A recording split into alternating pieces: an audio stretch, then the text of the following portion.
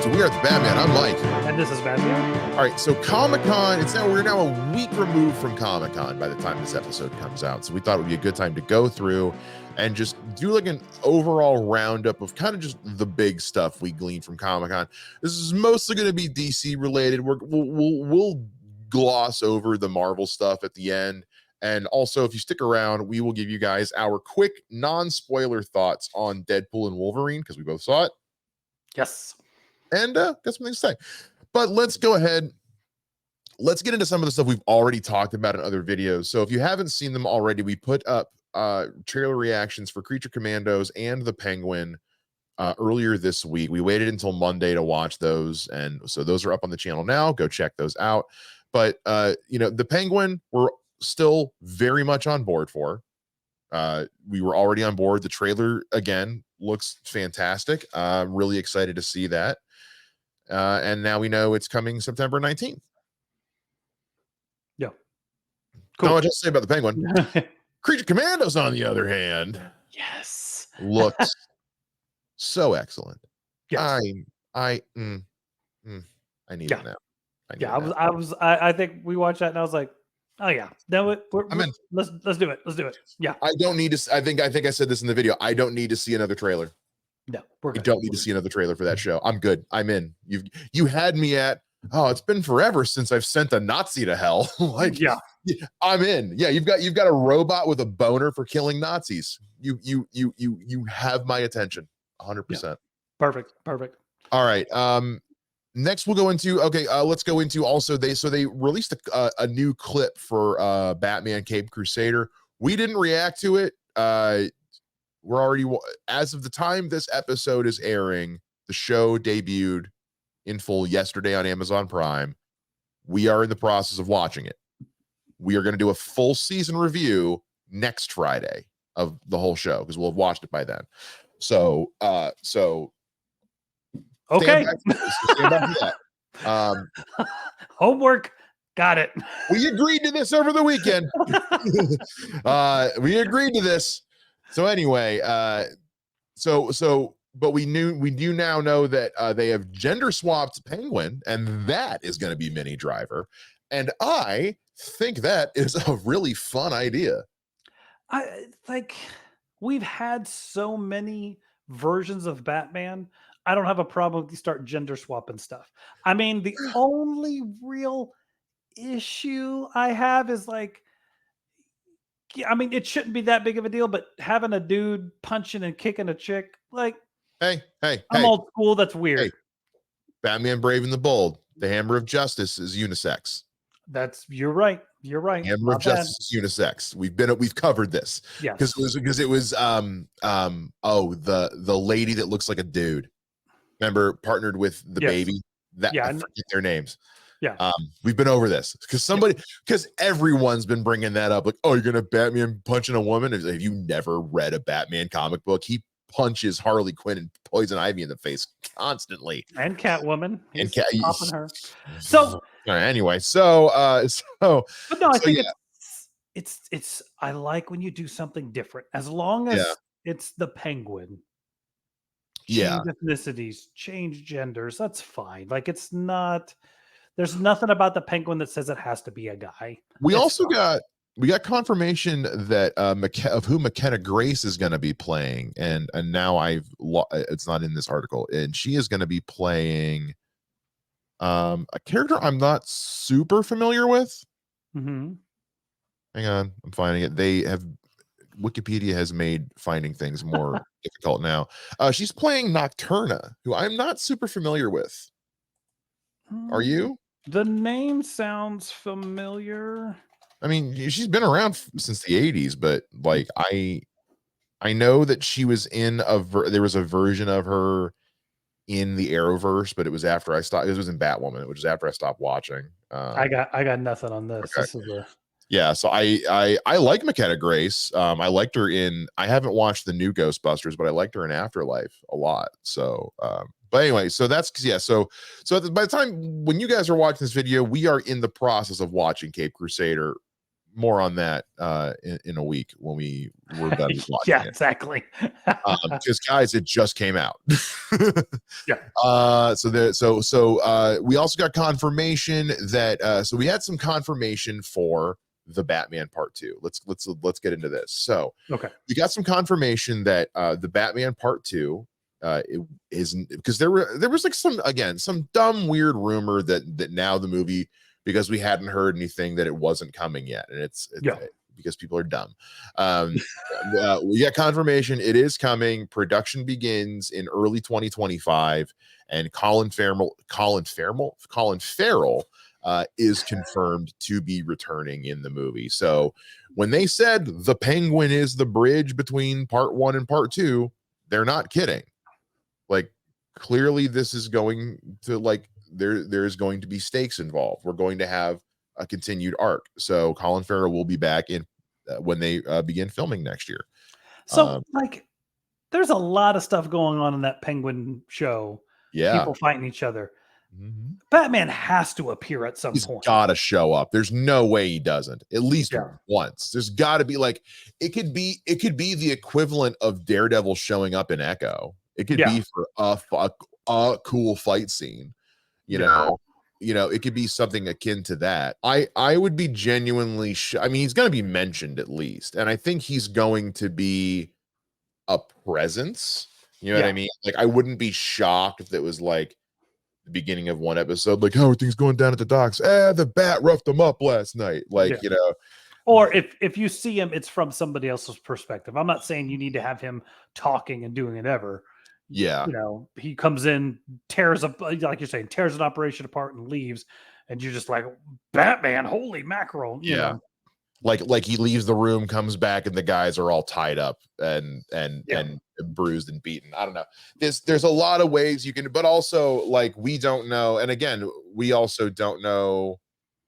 This is the risk you take when you do anything with comic book properties, is, like, depending on the size of what's going on, why or why not are the other characters involved. Like, when after the first Avengers movie, when Thor the Dark World came out, everyone was like, why were none of the Avengers in Greenwich when this was going down? None of them. And that's why it was important for, like, when the other movies to come out, it's like, well, they were busy doing this other shit. So my guess is that a lot of this stuff is gonna be, like, behind closed doors. This is going to be a drama heavy show. So I don't know how involved. I think we might see Bruce Wayne, maybe not Batman. We'll find out in September. Just a few weeks away, man. Just a few weeks away. And then they begin production in I think they specifically said early 2025, because it's slated to come out October of 26. Yeah. So it's gotta be, like, in the first quarter, you figure. Yeah. Anyway, let's get into, let's see what else we got here. We should probably mention James Gunn did the new DC Studios logo, which I will throw up on the screen right now for everyone to see. By the way, we're getting a lot of this stuff from batman-news.com. For somebody who's never read a DC comic, pre-Rebirth or New 52. So this is they're returning to this logo for all media. DC has said. DC for too long has had too many different logos for too many different things. And James Gunn, in the video that played at Comic-Con for everybody in whatever hall they were in, I'm assuming Hall H, said that, we wish we could tell you we thought long and hard about the logo, but ultimately it took us like 30 seconds. And so this is the new logo for DC across all media, the original DC Comics logo. Well, not the original, but the classic one from the 70s that it used for, well, it even says right there from 77 to 2005, so almost 30 years. And then the DC Studios is just that with the word studios underneath. Perfect. They also, and I don't have it in front of me, they also posted on Threads a GIF / video of what the DC Studios animation will look like in front of DC Studios properties. Because remember, James Gunn said in his initial studio head announcement that there would be a distinct slate of some kind to differentiate between the DCU and DC Elseworlds. So we'll see that in front of, I'm assuming, Creature Commandos. We'll see the proper one. And then my guess is that in front of the Penguin, we'll probably see the Elseworlds one. Yeah. Since that's going to be kind of the first, probably not Cape Crusader, but at the very least, the Penguin, since that's set in an already established Matt Reeves epic Batman universe. I hope, because I kind of want to see what that's going to look like too. Yeah, makes sense. Totally. All right.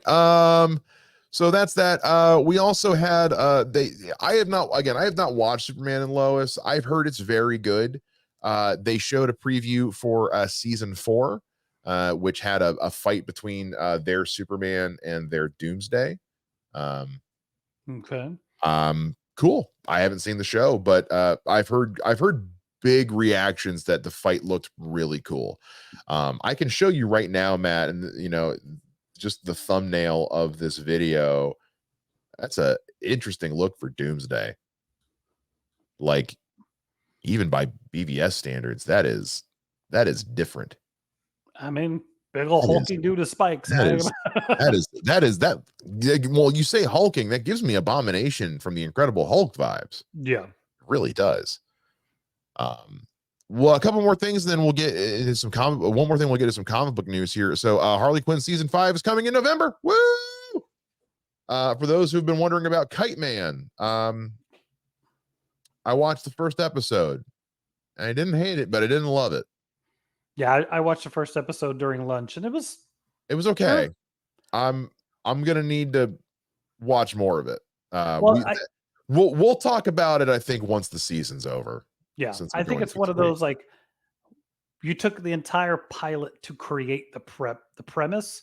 So now I need to watch the second episode of what the show actually is. Yeah. I was kind of hoping we would have the premise earlier in the episode.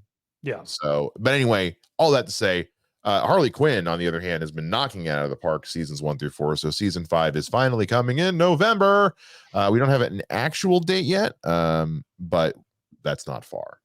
It's already August. So don't do that. Yeah. All right, let's get into some comic book news real quick from DC. DC again crushing it with the comics. Gargoyle of Gotham #3 is coming. I don't know what this image is supposed to be, and I'm going to show this to you, Matt.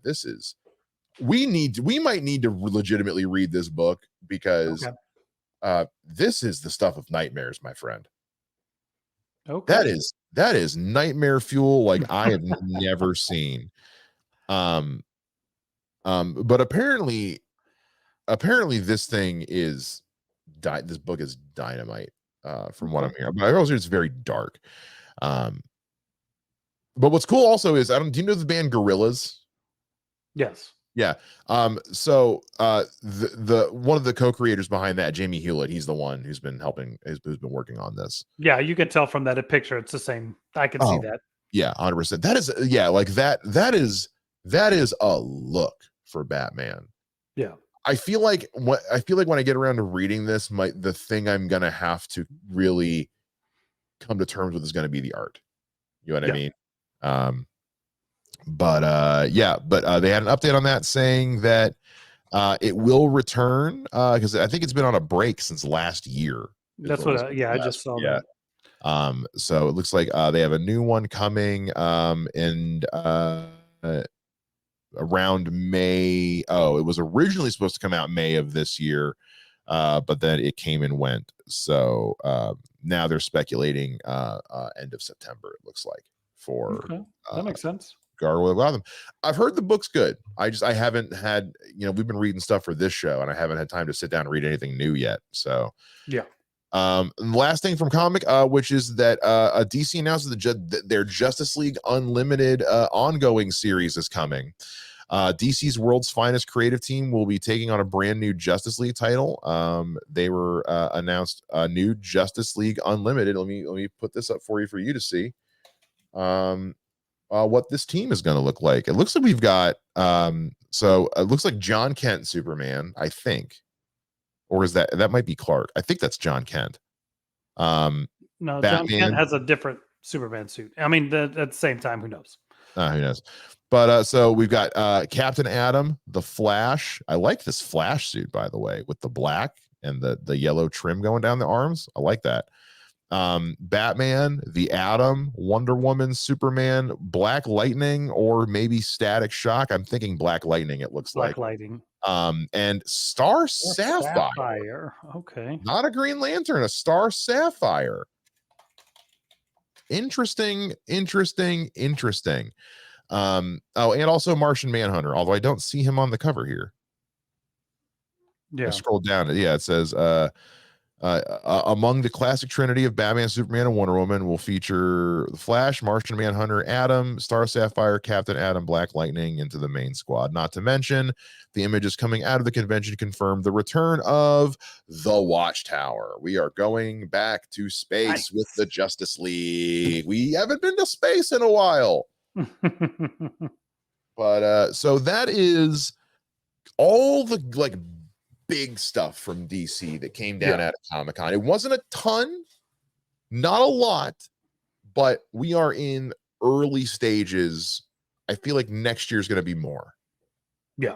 You know what I mean? Like this year, it wasn't a lot, and most of what we got was small stuff. But I think next year we're going to have, because by next year we'll have, well, by this time next year, Superman will be out. Yeah. So we'll be well into more projects being announced and trailers. Yeah, there's a lot more stuff coming next year. All right. Anything you wanted to throw in as far as the DC stuff before we kind of gloss over some of this Marvel stuff? No, I think everything else we would have talked about was already announced. That was, Tom Taylor moving to Batman or to Detective Comics. I'm intrigued. I did want to say Gargoyle of Gotham is on the app. So is it on the app? Issue 1 and 2 now. When we get to a point where we have where we're not reading as much stuff for the show, maybe we can do that one. Maybe we let that one finish.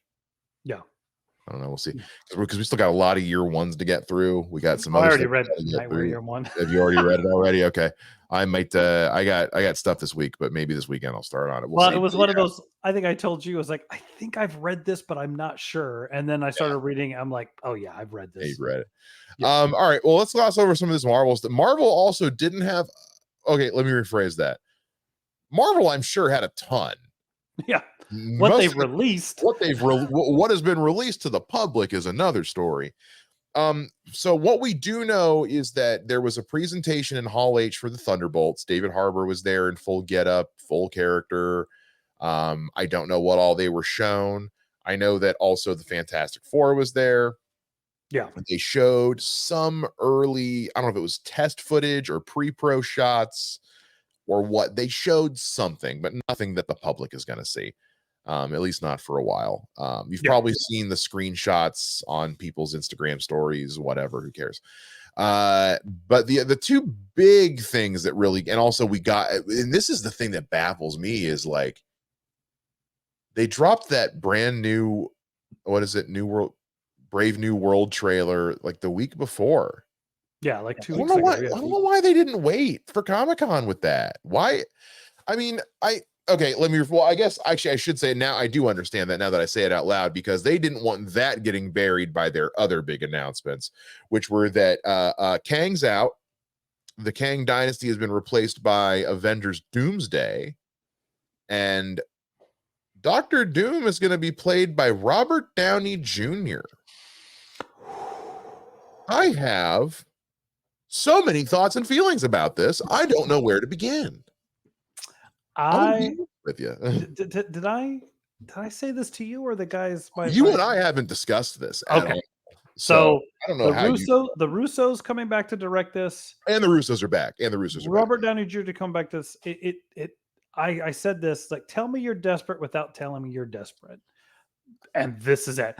At the same time, that doesn't mean it's negative, because the Russo's movies are like, their first one they did for the MCU is still my favorite comic book movie of all time. Yeah. Like The other movies they did were really solid, were good. It was like awesome. they're 4 for 4. Yeah. Really. I mean, But I kind of piggyback on something somebody else has said, is like, everything they've done since Endgame, like, I like the Gray Man. I thought yeah, it was cool. I I didn't have haven't a seen problem it. with it. It was fun. It was cool. Mhm. But I didn't watch the Citadel. I think I need to watch Citadel. But like, they haven't wowed anybody with anything else. Right. Now, I don't know if that just means they're a solid team when they work with Kevin Feige. But at the same time, like, they're fantastic directors. Bring them back. Let's do it. It can't, well, I shouldn't say it, but I'm going to say it. It can't be any worse than some of the schlock we've gotten over the last few years. And I'm on the record as like, I've enjoyed the MCU more than most people since Endgame, but yeah, I don't think this is so much desperation as it is just like a failsafe. You know what I mean? Yeah. I think saying it's like, I've heard people use the terms like break glass in case of emergency. I still think that's too harsh, because when you really like sit, I talked about the one, I did a review for this with another channel the other day for Deadpool and Wolverine, and like, when you really sit down and look at like what Marvel's put out since Endgame, they have hit far more than they've missed. Far more than they've missed. It's just been not what they were used to. They were not the juggernaut. It hasn't been perfect 10 after perfect 10. It's been a lot of stuff that's been okay, to really good. It hasn't been knockout after knockout after knockout. So when I hear people say like, you know, it's an emergency or they're desperate, it's like, they're really not. They're really not in as bad a shape as I think everyone makes them out to be. I mean, like, the biggest thing that happened, the biggest thing that hurt them, like most people, was COVID. You know what I mean? Like, COVID, COVID caused, well, there was a lot of things before COVID, but it also goes back to like the James Gunn situation, you know, like the firing of James Gunn when that took place kind of was the beginning of a snowball, because that caused them to do a shakeup on their release schedule. That caused production things, which then, because of the timing of things, you had like Chadwick Boseman passing away, and then COVID hit. Then you had problems with the Black Widow release and stuff not getting to go to theaters like they wanted it to, and Shang-Chi coming out but underperforming because COVID and unknown character. Like there were so many, when you look at the MCU post Endgame, there have been far too many mitigating external factors to like pin it on any one thing. That being said, I'm not going to act like this doesn't feel like a pulling this out of our back pocket in case we need a Hail Mary. But I also feel like this is less of a reaction to their own films and more of a reaction to, hey, the guy we were banking everything on to be our big bad got arrested. Yeah. It's we need a hard about face now, and they've made it pretty clear that outside of Don Cheadle and Harrison Ford, they're not big on recasting. Yeah. Well, and I think it's just kind of like, it's the 1, 2, 3, 4 combo. COVID kills them. The James Gunn thing, Chadwick dying, having being forced to make Disney Plus shows. Yeah. The Kang thing. And I think that's the thing, is like, you're right. When you really look at, like, the exception of, I'm going to say this, and it's not a knock on the film specifically, with the exception of the Marvels, none of their films have been catastrophic bombs. And they haven't been blockbusters. Yeah. And I mean financially. I know what you mean. And a lot of that also, and even that can be like, and even that you can even factor into like, and I think you and I had this conversation on the phone one day when we were talking, which was just, I think we're going to have to start getting used to living in a world where the box office dollar amount can't be the deciding factor in whether or not a film was a success anymore. Because Jennifer Lopez canceled an entire tour because, now granted, her ticket prices were exorbitant, but she's not the only one. Like, other people are like other people, musicians and bands have said, like, yeah, like, overall turnout is low, movie turnout is low, concert turnout is low. As a comedian, comedy show turnout is low because people are broke right now. There's people don't have a lot, things are more and more expensive and people are broke right now. So, and because now we have the streaming option as well, people aren't going out to the theater for a movie unless it's something they really want to see. Guardians Volume 3, Deadpool and Wolverine, stuff, Oppenheimer, Barbie, stuff like that. That's going to get people in the theaters. So while you're right, yeah, the Marvels financially did not do well, but critically and from audiences was very well received. Oh yeah, like, it's not a bad movie. Yeah, and so when you talk, so when I hear things like break glass in case of emergency, desperation, things like that, that has me going, we got to remember, at the end of the day, this is a big movie studio. They only panic when the money stops coming in, and this is Disney. They're not worried. This to me just feels like a massive course correction to the Jonathan Majors situation more than anything. This feels far less like a people aren't liking our movies reaction and far more like a our big bad's out, we need a new one. And as far as the selection of Robert Downey Jr. goes, I talked about hold on. Let's go ahead. Let me talk and then we'll go to that. Oh, sorry, go ahead. I think it's all of it.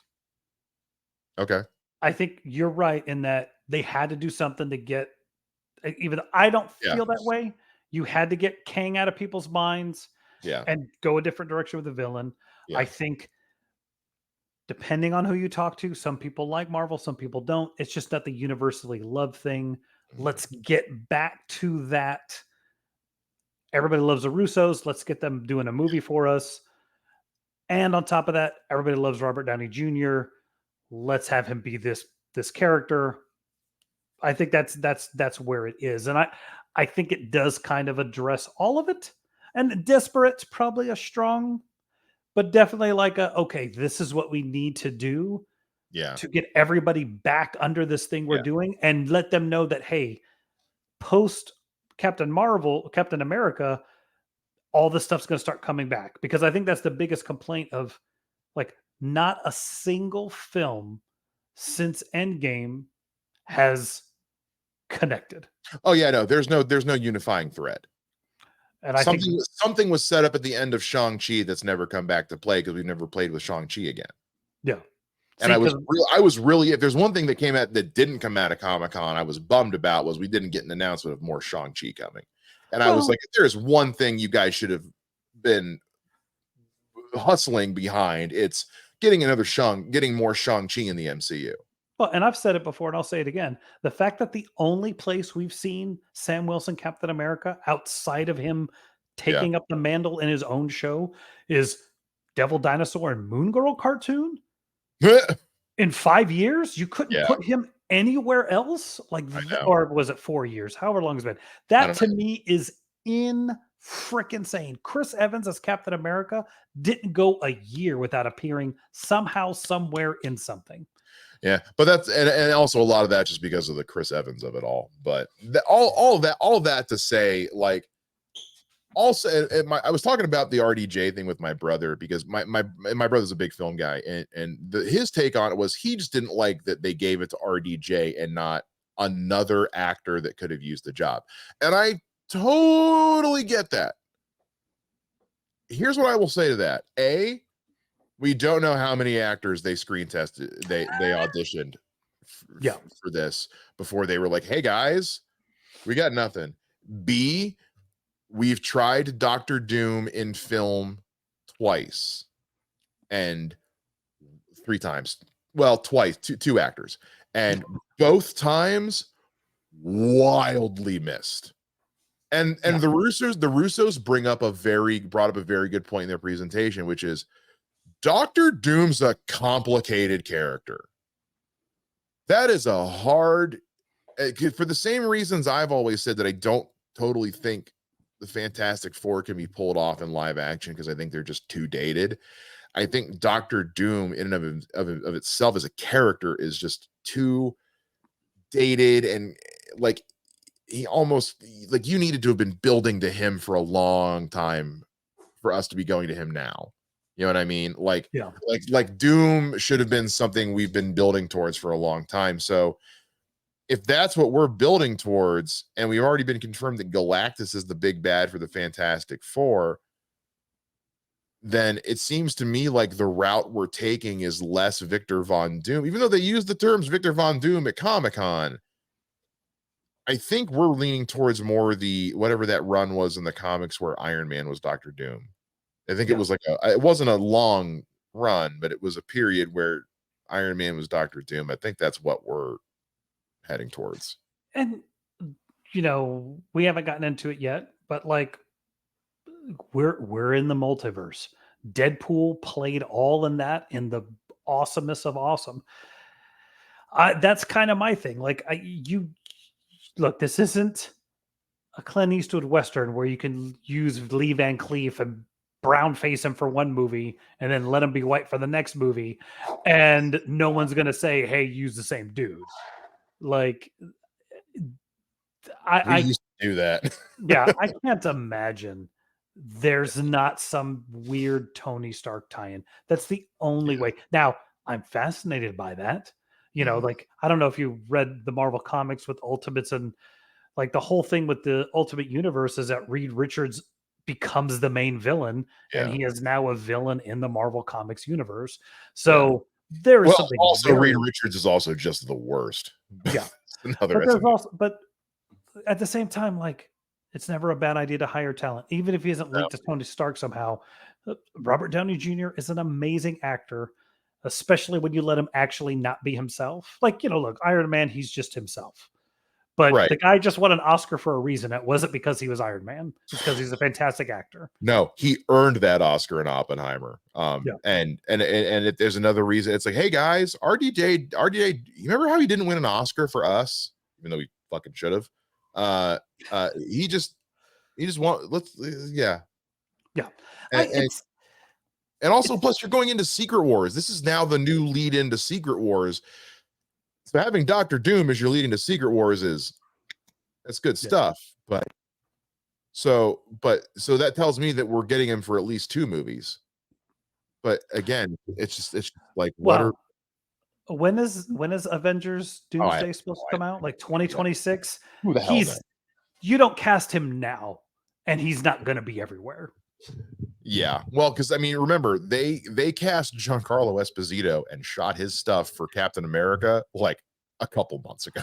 Yeah, like, this is Disney. When they want to make shit happen, they make it happen. Correct. So he's probably going to be in Fantastic Four.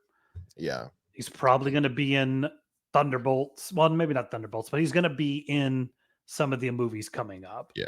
So, but no, I'm. Well, and plus, and also, you know what? Now that I think about it, Doom is. God, we could have a whole conversation about Doom of how to work Doom into the MCU. That's for another show. I do want to wrap this up real quick because we've been going for 30 minutes, and I do want to spend some time talking about Deadpool and Wolverine. I think I think the last thing I just to kind of wrap up this thing is just if I've learned anything from following James Gunn on social media, it's kind of how the production process works. Yeah, they're already making this announcement. They've shot things.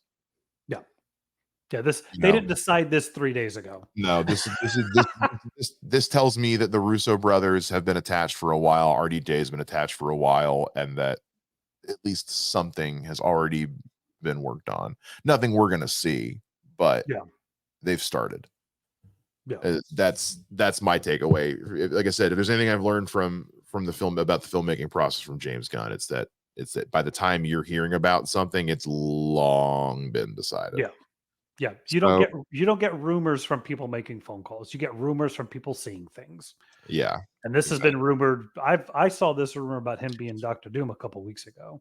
This is the first I hadn't heard a whisper of this. The Russos coming back, but also, and I will say, you know, to the idea of to my brother's point, it's like this is also not we're talking about Doomsday and Secret Wars. We're not talking about any other movie. Like if it was any other movie, sure. Yeah. This is an Infinity War Endgame level project. You want the best possible hands involved. Hey guys, the Russos have done this. Can we just yeah. I mean, because there's a reason. There's part of the reason Joss Whedon was involved with DC with Justice League was because they were like, hey, he already did one of these movies with the Avengers. Part of the reason Chris Nolan was a producer on Man of Steel was because he just knocked it out of the park with 3 Batman movies, and they were like, yeah, we're going to get him on as a consultant. Why wouldn't you? I just looked it up. Avengers Doomsday tentative release date is May 1st, 2026. That's nearly 2 years from now. Yes, RDJ is going to be this stuff is Doomsday or it's Doom. I wouldn't be shocked if Doom shows up in Brave New World as just a world power. Yeah, or Latveria is mentioned. Yeah. Well, I think Latveria was mentioned in one of the it's in like MCU shows, or no, it was mentioned in one of the shows. I think it was mentioned in either Falcon and Winter Soldier or Moon Knight. It was one of the two. Well, it's I thought it was also in like Age of Ultron in one of like the screens. You see the maybe, I don't know. And I mean, anyway. I mean, they mentioned it by name, but anyway, so it could very well be the rise of this new world power, and they only know him as, Dr. Doom or Victor Von Doom, and he's just always behind a mask. So you don't know who he is until we eventually reveal him in Doomsday or whatever. So there's a lot of ways you could work Dr. Doom in. It's just like, okay, cool. Y'all got work to do though. Yeah. Because we've been building to Kang for a while. Yeah. Well, this is what happened with the Hobbit movies all over again. We're at the Monday morning quarterback, the entire production. Well, segueing into it, given what they did in Deadpool and Wolverine, technically that entire movie takes place in an alternate universe. You could easily have Doom doing his thing, and the whole thing is Doomsday is everything combining. I mean, who knows? But let's roll into Deadpool and Wolverine. We're gonna not spoil anything because this is not that show. Deadpool and Wolverine. I posted this on Facebook. My buddy Aaron that I went and saw it with, Aaron Lopez, said this is what Multiverse of Madness was supposed to be. Yes. And I, as somebody who enjoyed Multiverse of Madness, I agree. I had cameos spoiled for me 4 hours before the movie. Didn't even scratch the surface of what. Yes. Like as I told Matthew, you're not ready. If you haven't seen it yet, you're not ready. You're not ready for the cameo. If you also, by the way, if you haven't had them spoiled for you yet, congratulations. Yeah. I loved this movie. I can't wait to watch it again and again and again. Not my favorite of the Deadpools, but I mean, this is like, we're talking about the difference between a B and an A. I mean, this movie is so good. It's so fun. I laughed my ass off most of the movie. I cheered and shouted and applauded, and it's just, this movie rules. Can't recommend it enough. Absolutely. There was 2 things that was kind of ruined, even though I had suspected them. There was one that was like, I'd heard the rumor. And then there was one where I was like, oh, okay. We're just doing it. Okay. That's happening right now. Like, all right. And that was the one that made me go out loud in a crowded theater. No fucking way. Well, and we were cracking up because like nobody was laughing in our theater. What? My wife and I were well, I say that they were laughing at the funny parts, but all the deep sweaty cuts, it was like none of them had ever watched any other comic book movie before in their life. I was in a sold out packed theater full of nerds because I went to the first Thursday evening screening. See, I went to a Sunday night. Yeah, my buddy and I went to the 7 p.m. Thursday night screening. Like the ones where the GM comes in and says like, hey guys, enjoy the movie, put your fucking phones away. And yet they still had 30 minutes trailers. Yeah, we saw it. And so yeah, it was, so we were there with the sweaties. We were there with the ones who had seen everything. Like when the credits started rolling and the lights came up, nobody moved. Like there wasn't even like that one person that was like, oh, I gotta go to the bathroom. Everyone was like, no, don't fucking move. Yeah. No, I because there was stuff in there that it was like, if you knew the behind the scenes stuff of some of these movies or personal information about the actor portraying the character, there were jokes that you were going to catch if you knew this stuff. Because there was stuff Ryan was like, why are you laughing? And I'm like, you know, oh my God. Like, oh yeah. And oh yeah, there was definitely some jokes that went over some people's heads, and then you could hear people explaining it to them quietly under their breath, and they'd go, oh. Yeah. So there was some of that, but I mean, heartfelt, great, bro. I've said it before with the trailer. I will say it again. I didn't know how much I needed to see Hugh Jackman in that suit. Yeah, I didn't know. And like what you see in the trailers doesn't even do it justice. Like just this suit in action on camera looks incredible.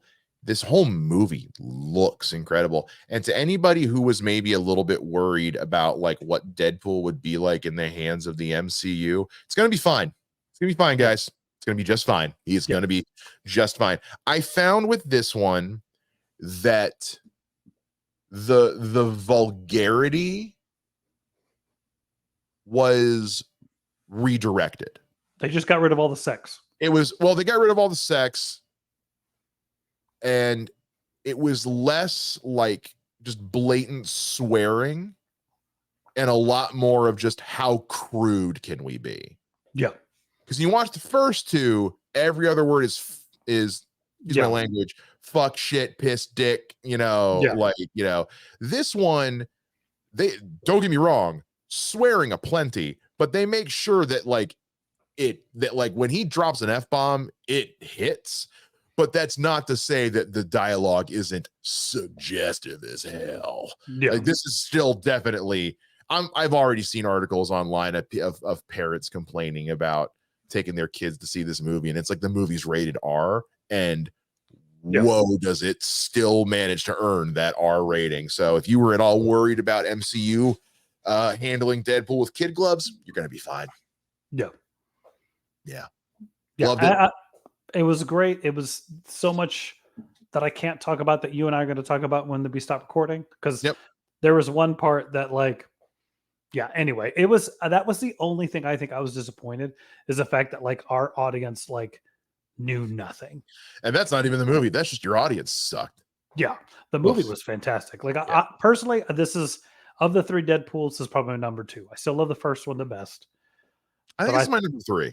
I think I'm putting it third, but that's not, again, that's like the first, second, third. Like, I like Deadpool 2. I like this one better, but I think it's because Hugh Jackman just is. It's so in. There's a certain, I mean, the nostalgia factor, and there's a certain like just there's a fun factor that this one has. But I think in terms of just being a more well-made movie, I think Deadpool 2 takes it a little bit. But again, we're splitting hairs. Really liked it. If you haven't seen it, go watch it. Do your homework. Understand what's happening, and you're gonna have a ball. You really will. I don't know what else we can say. So that's everything with Deadpool and Wolverine, Marvel at Comic-Con, DC at Comic-Con.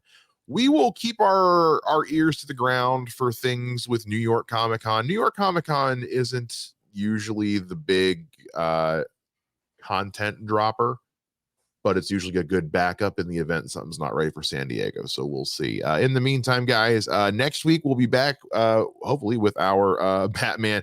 Life happens sometimes. We'll be back with our Batman Cape Crusader Season 1 review, and then also make sure you guys tune in later this month. We'll be reviewing Batman Dark Victory, as well as a breakdown of Nightwing Year 1 by Chuck Dixon and Scott Beatty. And if you guys want to know more about the show, follow us on social media at WATB Pod. You can find me at Mr. Mike Shea. You can find me on Twitter as Mr. J Ninja. That is going to do it for this week's episode of We Are the Batman. We'll see you again next time. Same bat time, same bat podcast channel. Bye-bye.